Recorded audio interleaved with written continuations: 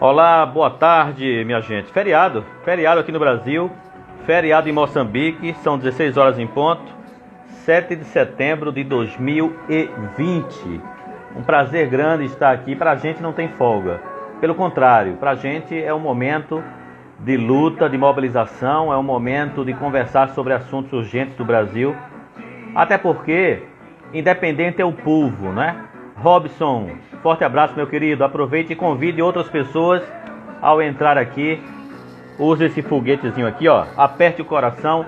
Dr. Francisco de Castro, vestibular. Joseta Pinheiro. Aproveitem, apertem o coraçãozinho e convidem outras pessoas através desse foguetezinho aqui, tá? É hora da gente conversar com uma pessoa muito amiga, muito querida, muito inteligente e antenada com tudo que acontece no mundo. Prazer grande, boa tarde para todos vocês. Aqui não tem folga, tá? Aqui a gente, Diego Vinícius, prazer grande, meu querido. Muito obrigado pela sua presença. Aproveita, Diego, aperta o coração e convida as pessoas aí, ó, nesse coraçãozinho e nesta setinha aí, tá bom? Professor Raul Manhães de Castro já está na área, acenando. Ele vai pedir para entrar, tá? José Aleixo, presidente da Academia Pernambucana de Ciências, prazer em revê-lo. Saudações. Josimar de Frecheiras, grande amigo, boa tarde a todos vocês.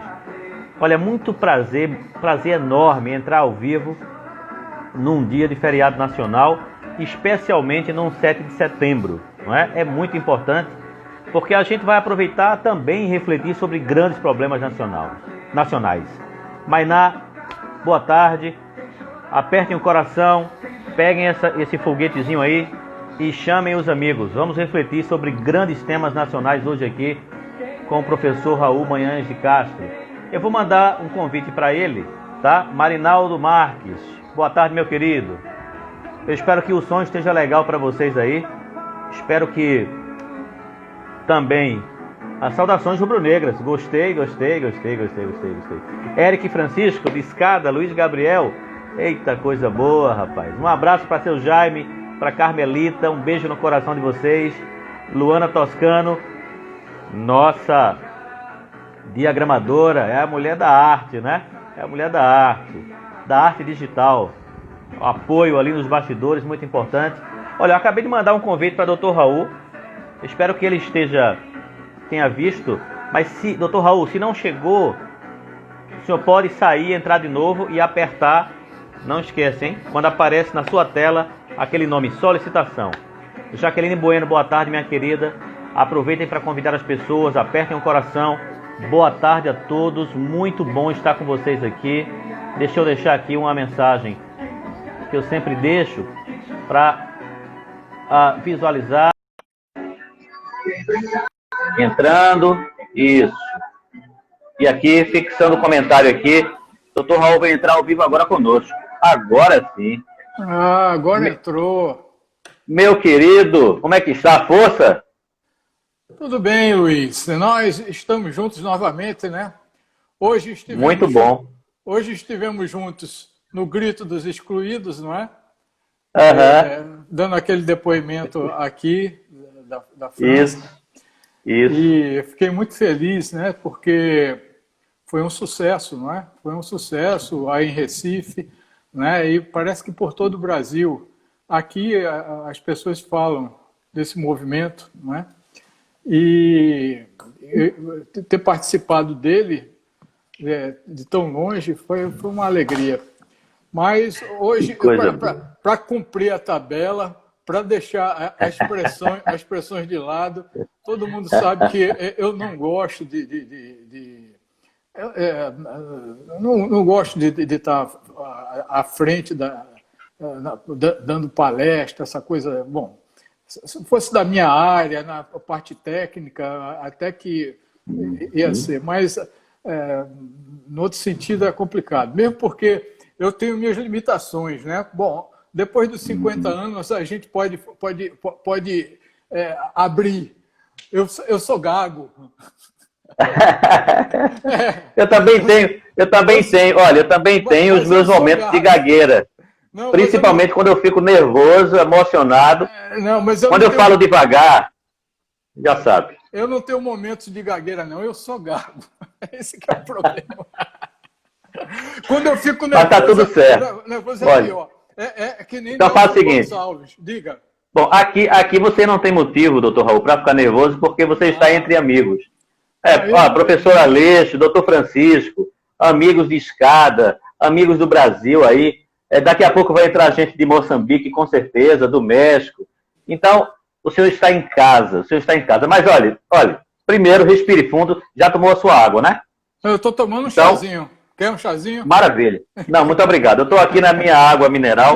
Deixa eu fazer aquela introdução que a gente sempre faz Isso, em todas as lives. Porque é muito importante, especialmente hoje, dia em que muita gente está comemorando a independência do Brasil. Aqui a gente comemora, digamos assim, mas com um viés de luta, um viés de mobilização e de avaliação do que seria, de fato, um país livre e independente para o seu povo.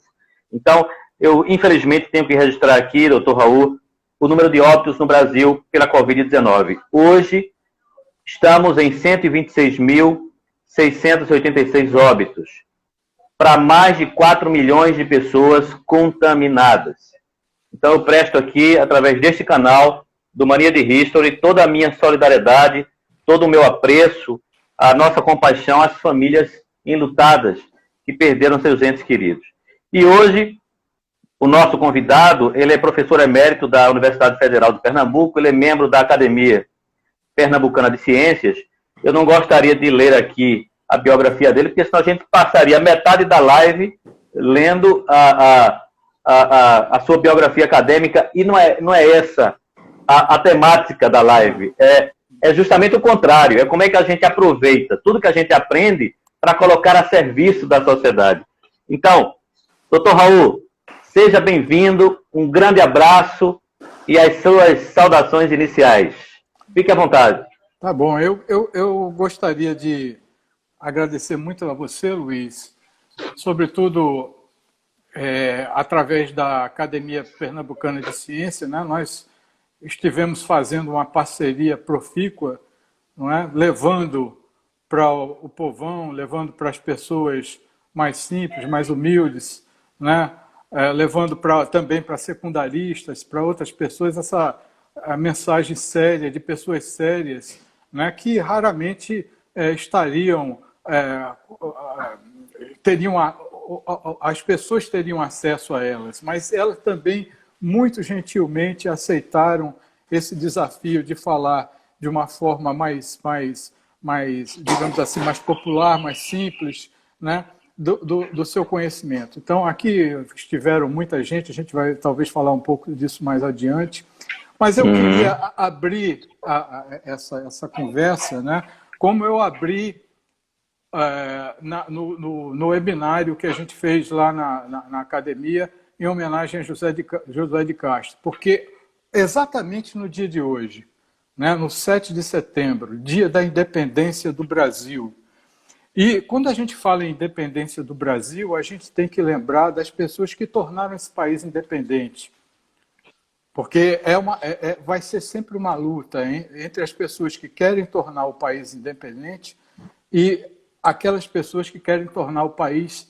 dependente, ou país de joelhos, né? Mas essas pessoas não interessam. O que interessa são as que querem deixar o país independente e que orgulham o nosso país, orgulham de verdade, não de mentira, né? Como, por exemplo, Anísio Teixeira, como Paulo Freire, né? Como César, o nosso querido Celso Furtado, né? E o nosso muito querido Josué de Castro, né? Que é um cientista além do seu tempo, como a gente nomeou lá. Isso foi uma grande ideia de José Aleixo, viu?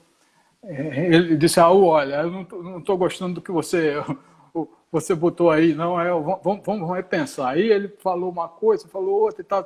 Aí ele deu uma ideia dessa coisa além do tempo, porque realmente Josué, ele despregou-se de si mesmo, né?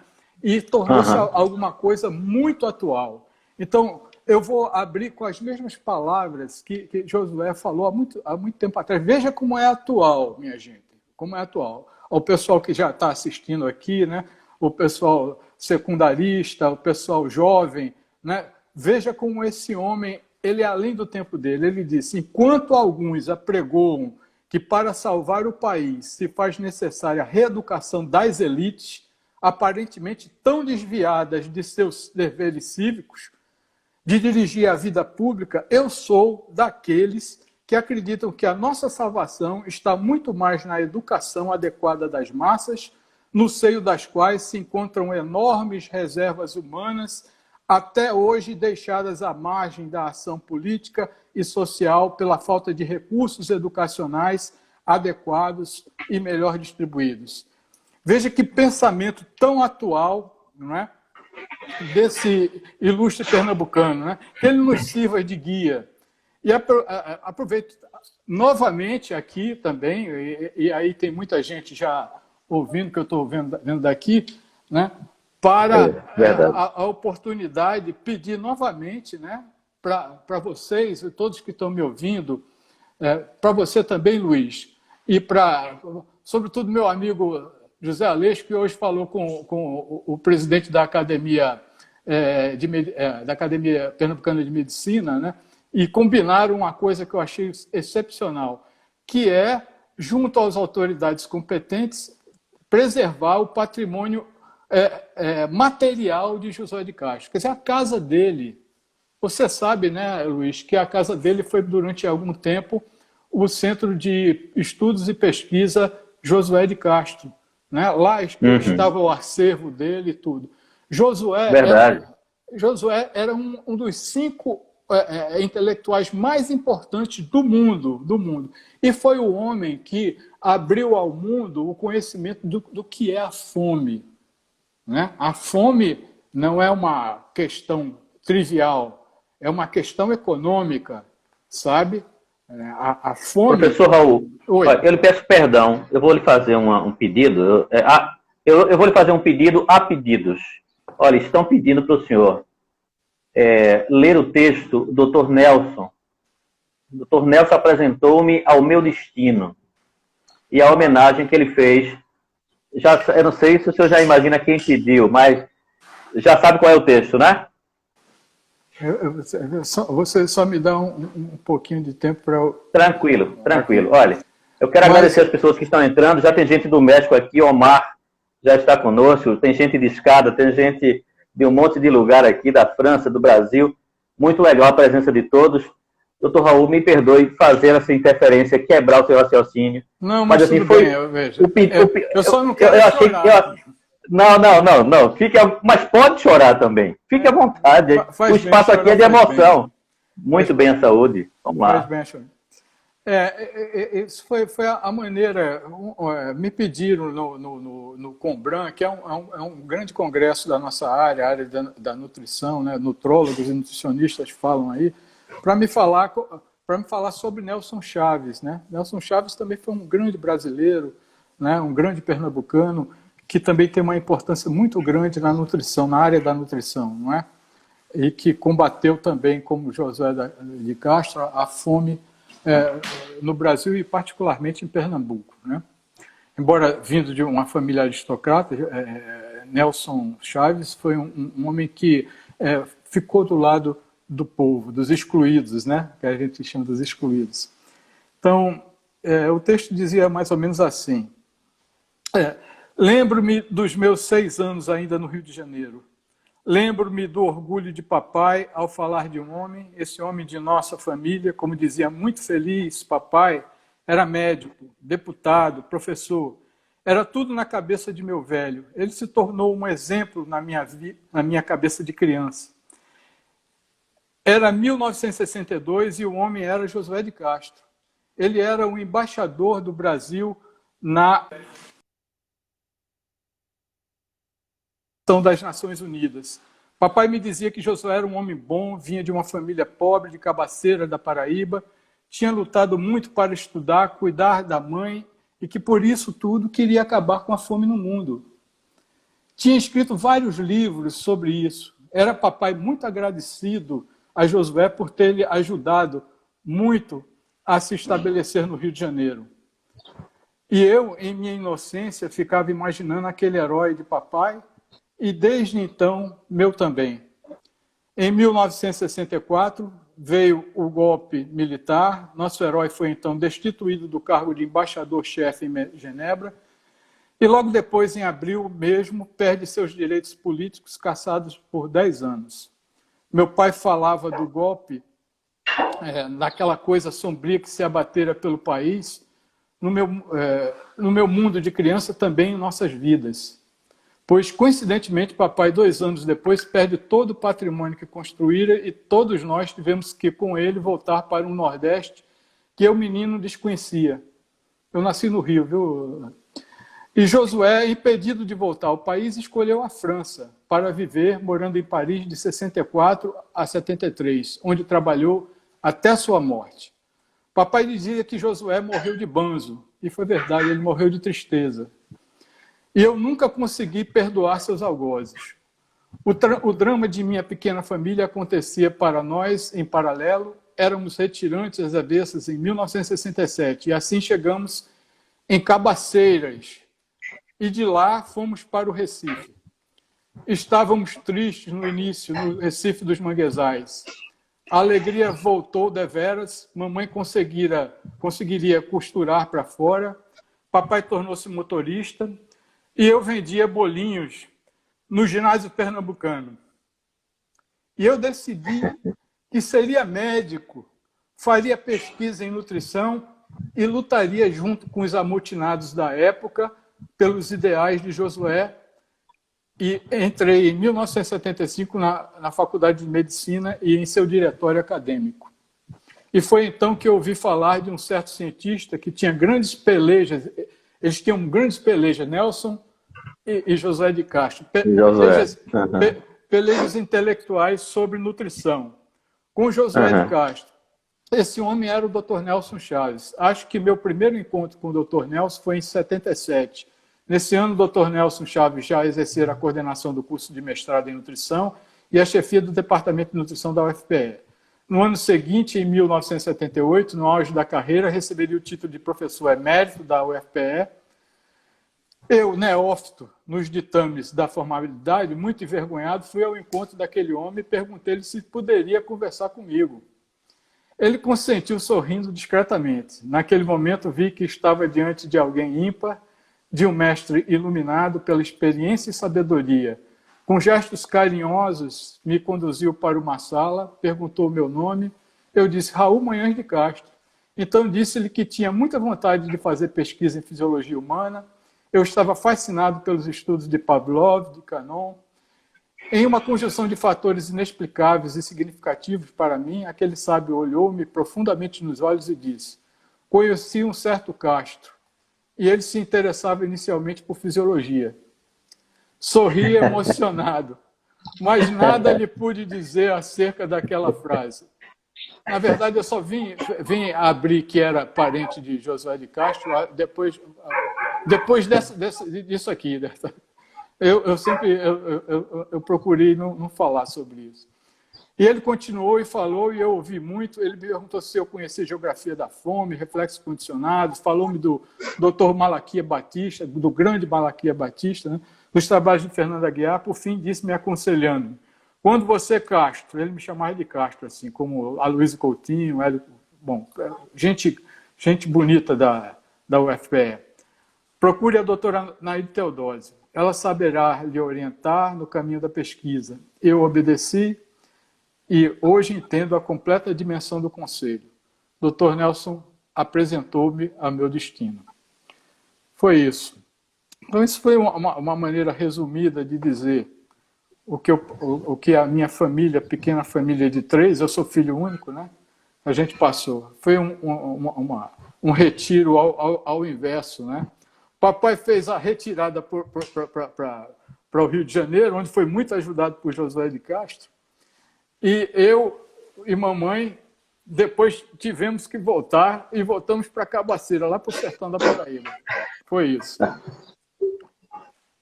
Agora, talvez muita gente nem saiba aí das coisas que nós temos em comum, né?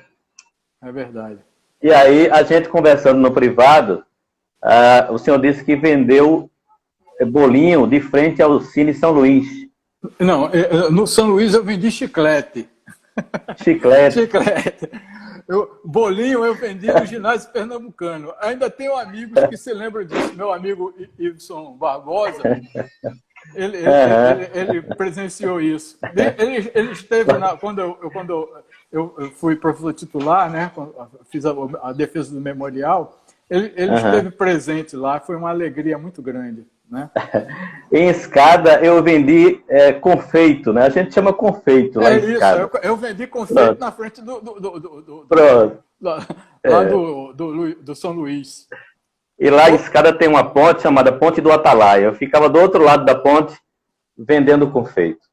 Outro dia na academia teve uma discussão interessante, né? Porque aí as pessoas, os acadêmicos têm, claro que tem muita gente que vem de famílias abastardas, né, que são são famílias tradicionais e tal. E aí, numa discussão, eles estavam dizendo, olha, eu fui muitas vezes nas sessões do São Luís e assisti tal filme e fui com fulano de tal, e ciclano e beltrano. Agora, aí eu ouvi aquilo e vi. Eu também estava lá no São Luís, só que estava na frente vendendo chiclete para você.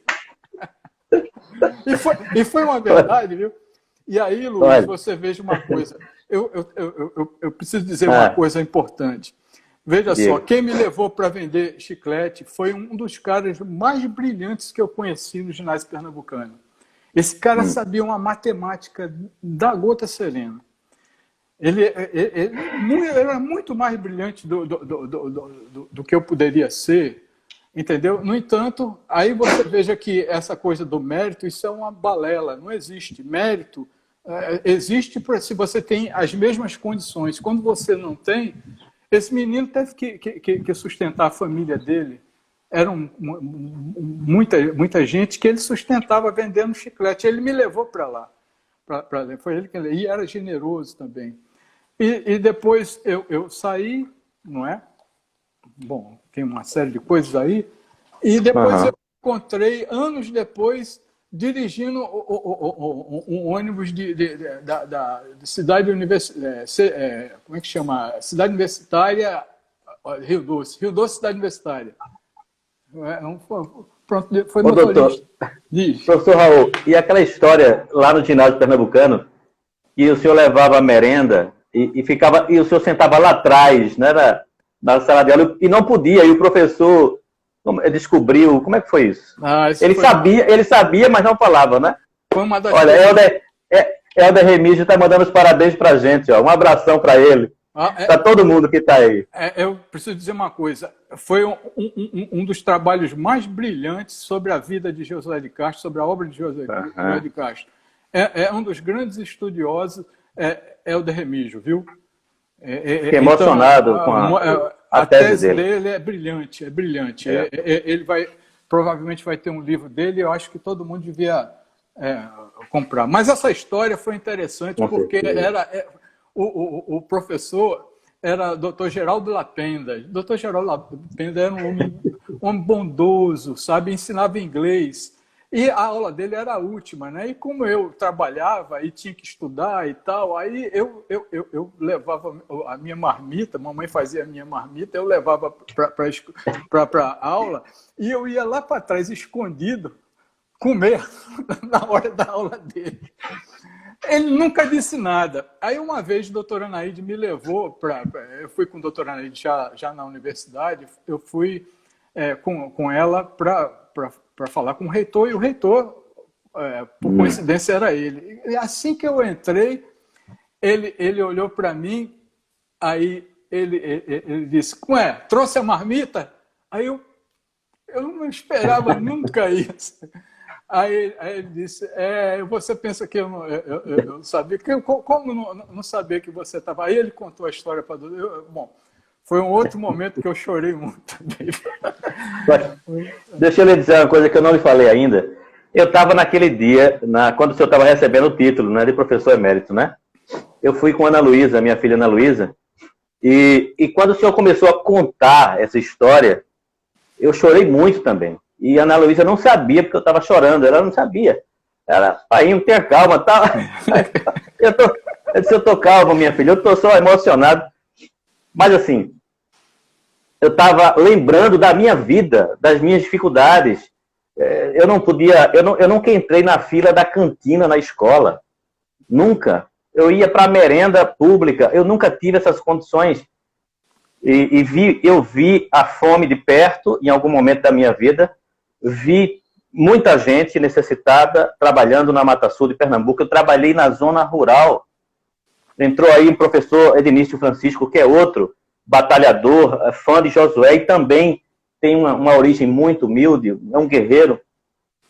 E eu vi na zona rural, doutor Raul, professor Raul, a cara desse sofrimento, e desde que eu conheci Josué de Castro, eu nunca mais me separei da obra de Josué. Então, é importante que se diga aqui, que foi Josué de Castro que nos aproximou. Foi. Através do Facebook, eu não sei se o senhor lembra, no Facebook. O senhor entrou na caixinha de mensagem, no inbox, e disse, olha, eu sou primo do Josué. Aquilo ali, já são mais de 20 anos que eu falo de Josué de Castro, já são mais de 20 anos. Eu tenho um amigo chamado Ademir, que ele tira onda comigo. Eu namorava ainda a minha atual esposa, e a gente saía para brincar carnaval no Recife. Desculpa, eu vou passar para o senhor agora, que a live não é minha, a live é sua. É nossa. Aí, veja bem, aí ele, o tempo todo, eu achando que estava agradando ele dizia, mas rapaz, tu só fala desse tal de Josué, a gente está em pleno carnaval e tu só fala desse tal de Josué. Aí quando entrou Chico Sainz ali na Guararapes, aí era que eu falava de Josué. Mas assim, professor Raul, fique com a palavra aí, que eu já estou aqui. Quem está se emocionando sou eu, né? Aí já inverteu-se a coisa. Não, João, é importante. Talvez seja importante a gente falar eu acho que foram quase umas 30 lives, né, com pessoas, 25, né? Já passamos de 40 lives. Já. Caramba, aí a gente perde a noção, não é? Passamos de 40 lives. Quantas pessoas falaram para outras pessoas, porque... minha gente que está ouvindo, muita coisa.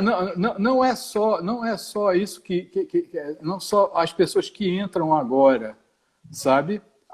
Entram ao vivo aí, né? E, inclusive eu peço a vocês que quando entrarem ao vivo chamem outras pessoas, entrem no canal do Luiz, né? Que é o Mania de Story, né?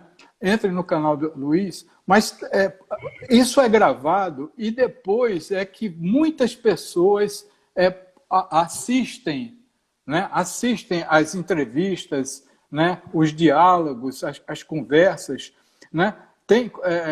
Porque o Luiz disponibiliza isso através do Instagram, mas também através do canal de YouTube que ele tem.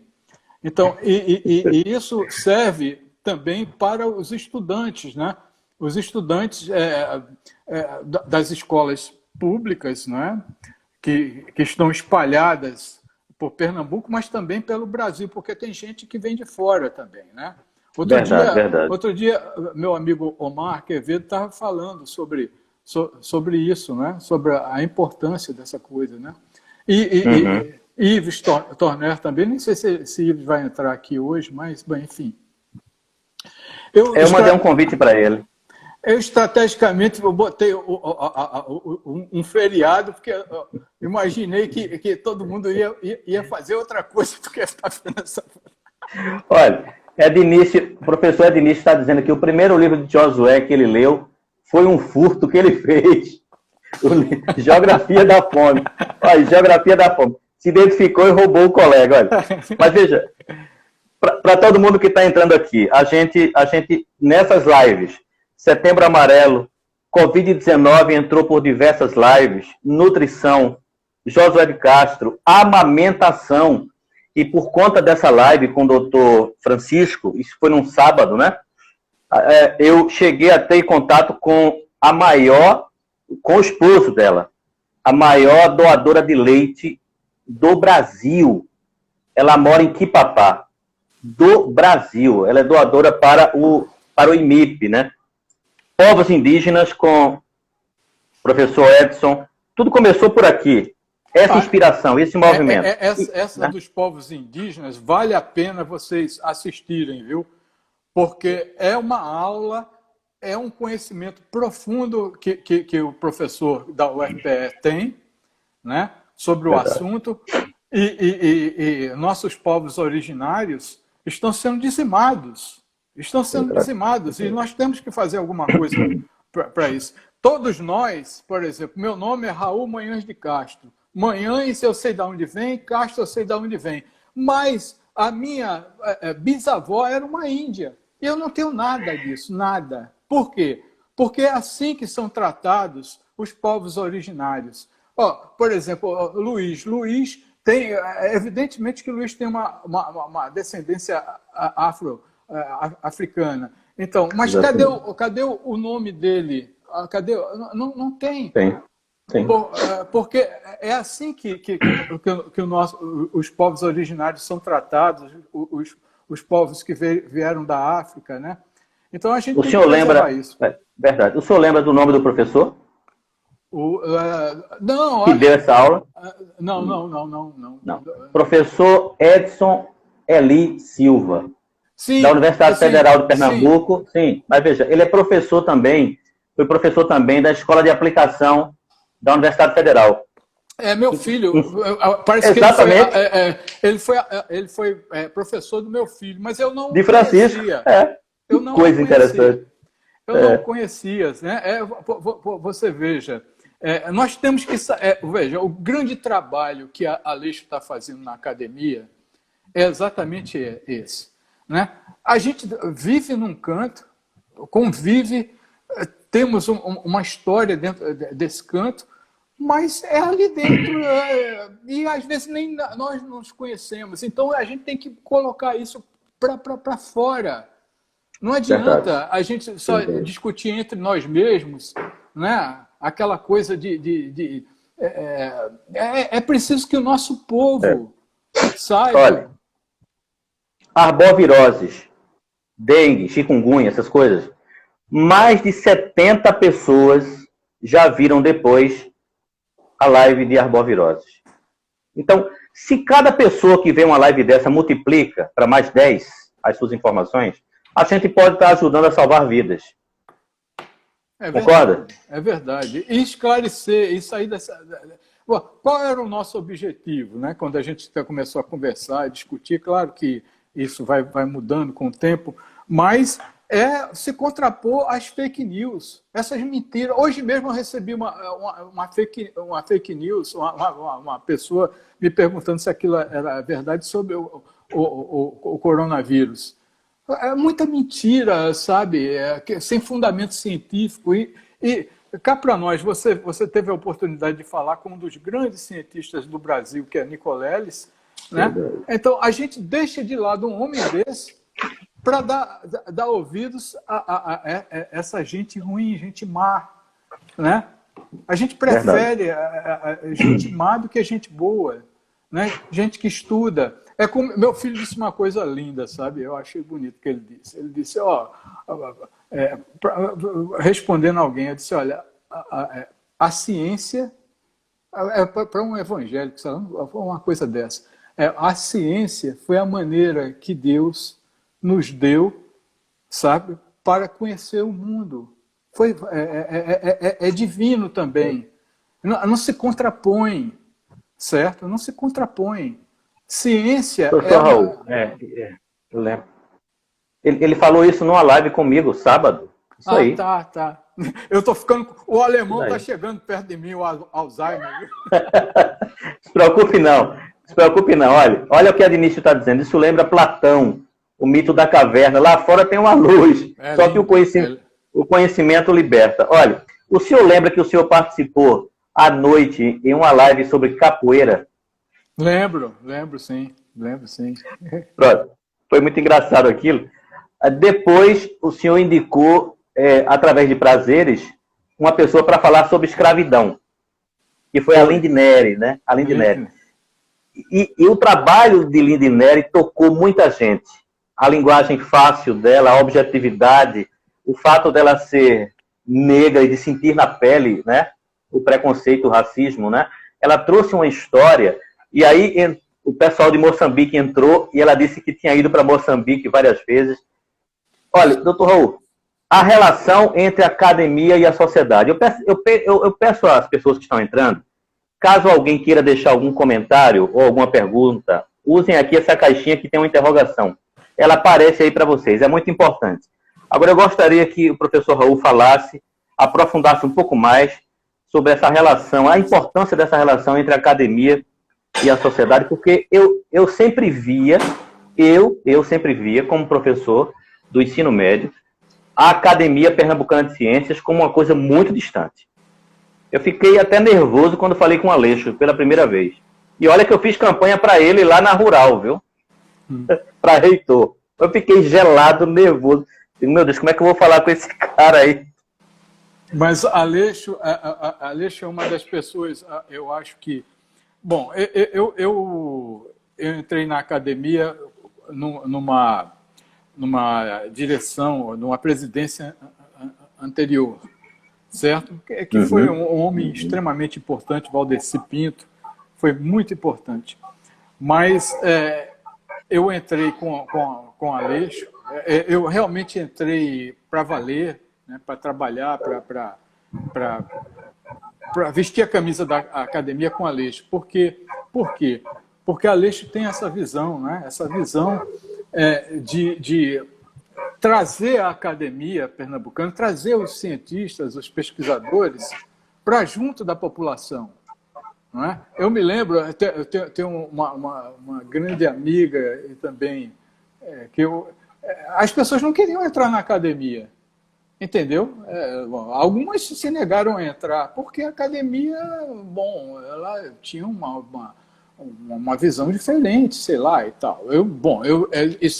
Isso aqui é Dr. Raul que está falando, certo? Eu assumo que eu estou falando, sou eu.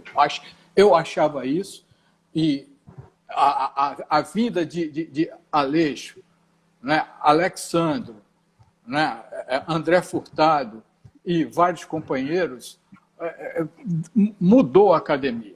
Então, nós agora somos 100 pesquisadores, porque Pernambuco tem muito pesquisador, tem muito cientista bom, sabe? E, além disso, né, essa relação que tem um cachorrinho aí. Tá aqui na rua. Veja, ele está falando aqui para Lyon, viu? Está latindo para Lyon. Então, ele trouxe essa possibilidade, né, de levar esse pessoal todinho, não é,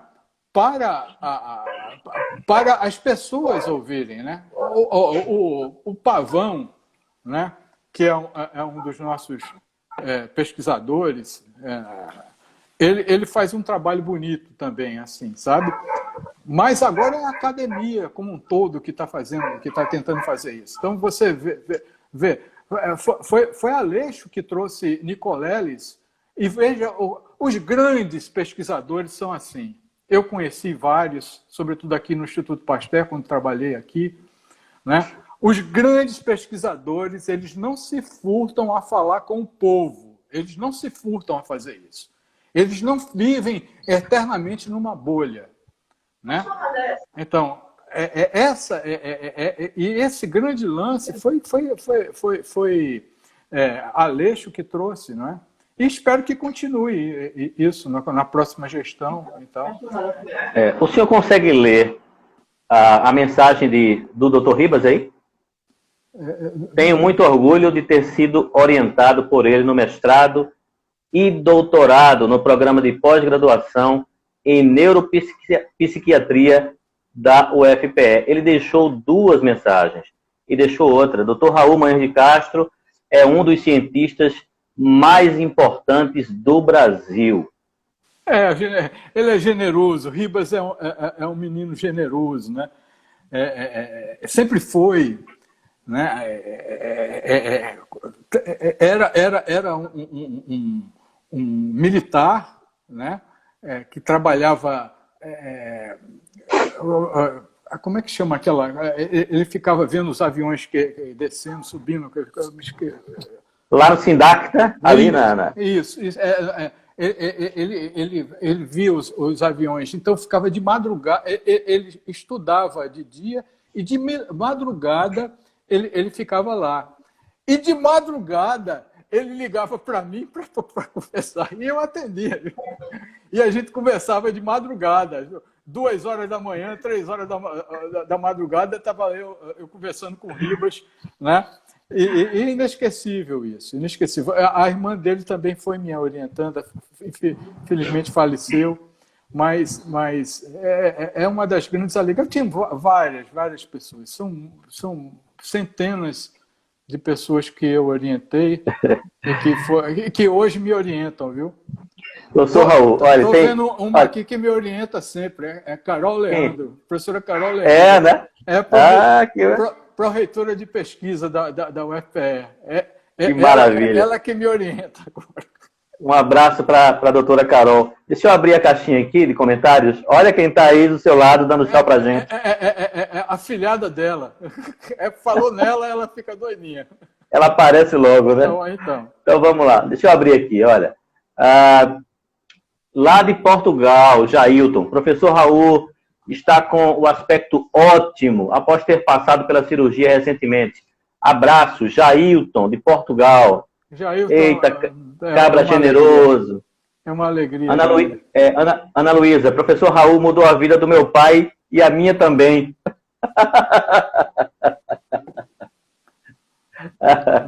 Ednício. Professor Ednício de Escada, historiador dos bons, comprometido, tentam jogar a culpa do fracasso da política brasileira na educação, quando deveria ser o inverso. É verdade. E por último, é outra dele. Doutor Raul, como é que o senhor analisa a conjuntura da educação no momento em que se cria um discurso contra a educação, contra a ciência, contra a universidade, negando-se tudo? Eu acho que é por aí que ele quer saber da sua opinião. Olha, veja só, nada vai vencer a educação e os educadores, sabe? Porque o que é feito com amor, o ódio não destrói. O amor é que constrói, certo? Então, quem pode destruir Paulo Freire do meu querido Pernambuco? Quem pode destruir um homem que é talvez seja o segundo maior pesquisador citado no mundo, certo? Esses loucos? Não, certo? Isso vai passar. A Alemanha nazista foi assim. A Alemanha teve um momento em que as pessoas ficaram loucas, certo? Seguindo um louco, né? E deu no que deu, né?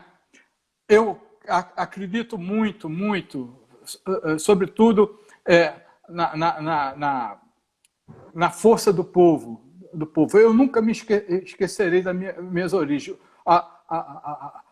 A filósofa maior da minha vida chama-se Maria Eunice Manhães de Castro, era uma costureira, certo? Com ela, eu, antes de conhecer Marx, de conhecer vários filósofos, Platão, Aristóteles, né? Gasset, Ortega y Gasset, todo esse povo, eu conheci minha mãe. E mamãe, como costureira, ela entendia logo a questão da luta de classes, não é? Ela entendeu e me colocou na cabeça isso, sabe? Ela sempre dizia, meu filho, sabe, nunca se esqueça de onde você veio. Se um dia você ascender, melhor, nunca se esqueça. E eu nunca me esqueci. Nunca me esqueci. Então, Ednísio é o nome dele, Ednísio, certo? Ednísio. Se você não esquecer desse detalhe e passar isso para seus alunos, tá entendendo? Outro dia eu vi um meninozinho, Roger, né? Roger, a gente tem que ter o cuidado, né? Porque é jovem, né? Mas veja que menino orientado. Ele, é claro que ele é jovem, entendeu? Ele esteve nos Estados Unidos, mas ele tem uma visão crítica dos Estados Unidos, certo? Eu estou numa situação diferente, mas eu nunca vou me esquecer de onde eu vim eu compartilho com colegas que são altamente reacionários, sabe? Que não entenderam, né, o que aconteceu na vida deles, né? Mas isso depende muito da educação, né? Então, a educação nunca vai... Pode vir o que vier, mas os educadores e a própria educação em si, ela se encarregará de ultrapassar essas situações complicadas, difíceis que nós passamos. Muito bem. Professor, olha, o Omar está dizendo: eu aconselho os estudantes de ensino médio a desenvolverem uma consciência de nossa realidade. Ele está fazendo esse alerta aqui. E o professor Helder está perguntando ao senhor: professor Raul, como o Brasil como é que a imagem do Brasil está sendo construída? Bom, eu vou ler melhor. Professor Raul, como o Brasil está sendo construída a imagem do Brasil na imprensa atual a partir dos descalabros do governo? Olha, Helder, é o seguinte, a mesma pergunta foi feita no Grito dos Excluídos, né? ou mais ou menos a mesma coisa. Como é que é a visão aqui? Eu posso dizer com mais segurança dos meus colegas, né, que são os pesquisadores e tal, enfim, do meu meio, é perplexidade. Como um país, certo? Eu vim dar palestras aqui na França. Eu me lembro que eu dei uma palestra em Lyon sobre a ascensão dos pobres à classe média naquela época e a consequência disso na nutrição. Entendeu? Como isso que foi construído em poucos anos está sendo destruído em poucos anos, em pouquíssimos anos, né?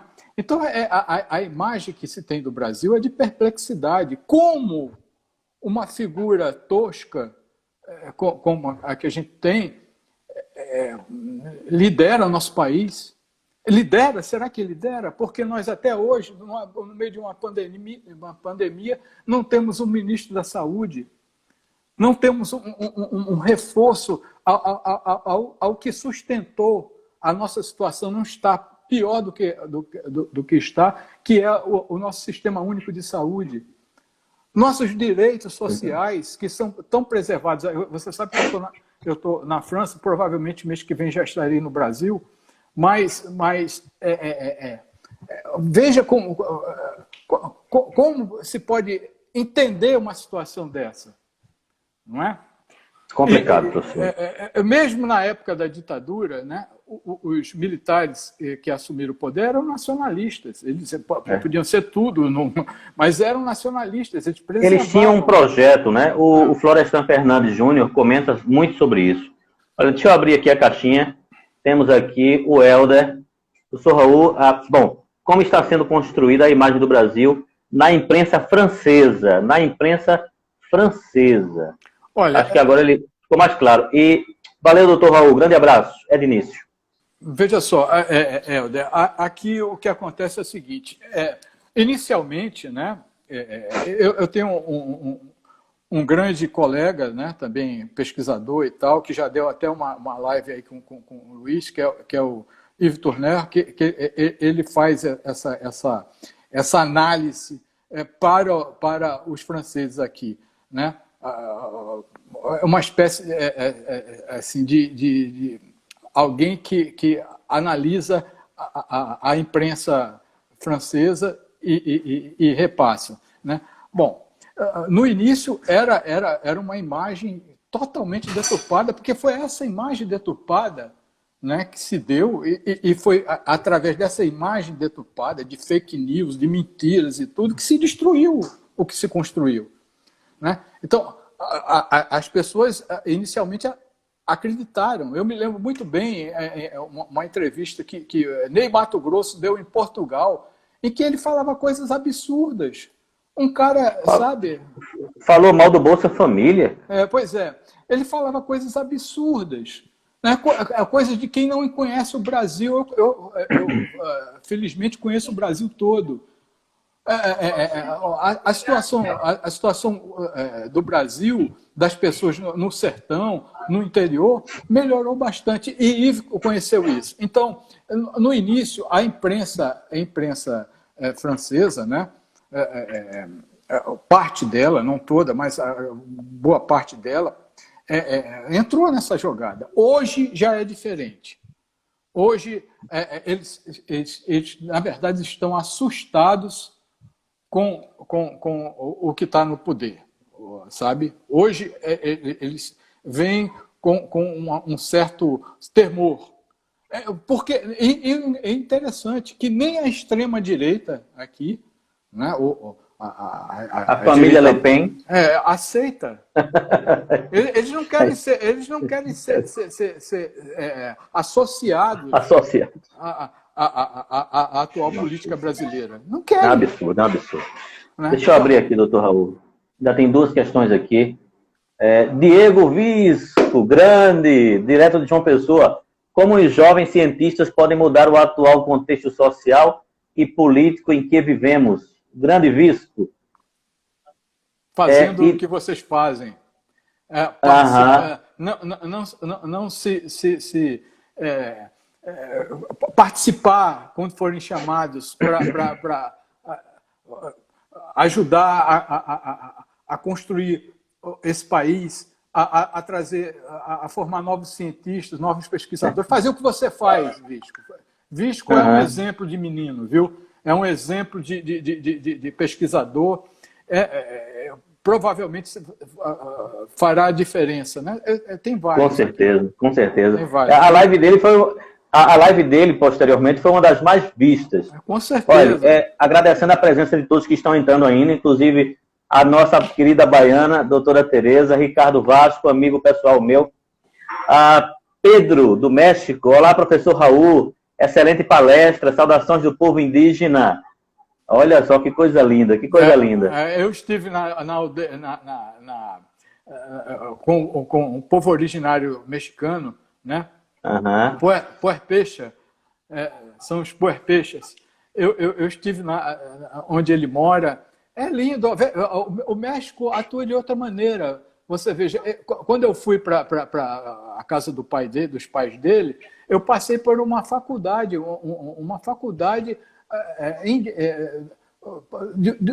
dos povos originários, né? Eu tive a oportunidade, quando era chefe de departamento, de fazer um encontro com a limitação que a gente tem, mas um encontro internacional, em que o Dr. Omar expôs, porque o Dr. Omar também é de origem dos índios mexicanos, entendeu? Olha, Ednício está pedindo para rapidamente o senhor fazer uma comparação entre o Estado francês e o Estado brasileiro. Lembrando que a gente tem apenas 7 minutinhos e o senhor ficou de fazer propaganda do canal da gente no YouTube e aqui também. Se vire nos 30 aí. Ednício, a França tem muito a nos ensinar, certo? Quando se trata de educação, entendeu? O sistema público aqui é muito bom. Os franceses reclamam, viu? Mas o sistema é muito avançado, entendeu? Você acredite que durante essa pandemia as minhas crianças ficaram sendo educadas todo esse tempo, né? Não teve nenhum problema. Então, tem algumas coisas que se pode comparar, né? Mas tem outras que não. Eu acho que a gente ia num caminho muito, muito bom. Nós íamos, mas agora é difícil, eu não sei nem onde é que isso vai parar. Nós temos uma influência francesa muito grande, né? Nós temos uma influência francês. Eu ainda peguei francês na escola, né? Hoje, nem tanto. Bom, de qualquer maneira, não foi ruim, porque abriu para... Nós éramos cercados por povo de fala espanhola e não tinha nenhuma relação com isso, era consequência da ditadura, né? Vai ser muito triste se isso voltar, né? Vai ser muito triste se isso voltar. Pois Bom, é. agora a propaganda do canal, eu insisto para vocês, todos que estão aí, que não só venham aqui. Eu, particularmente, tenho trabalhado muito nisso, né? Vou lá, peço às pessoas para entenderem um pouco da sistemática dessas redes sociais. Por exemplo, vir aqui e entrar e não entrar no canal, não se inscrever na conta, né? Não é bom, porque o canal não vai para frente, entendeu? Então, se vocês vêm, se inscrevam na conta, chamem colegas para se inscrever nessa conta, levem para o YouTube, se inscrevam lá no YouTube. Quanto mais gente participar, melhor vai ser para que Luiz tenha condições de manter esse canal, não é? Porque não é fácil, é um trabalho, digamos que é um trabalho voluntário, mas que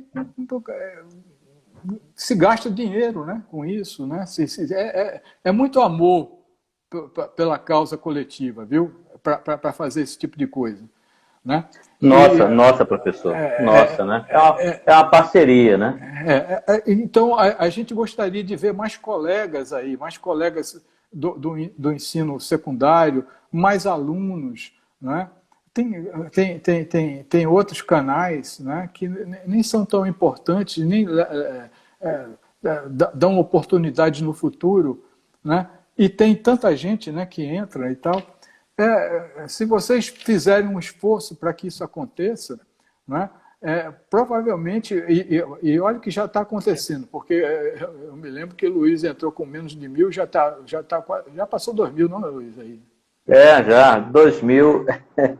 Aí no Instagram. No Instagram.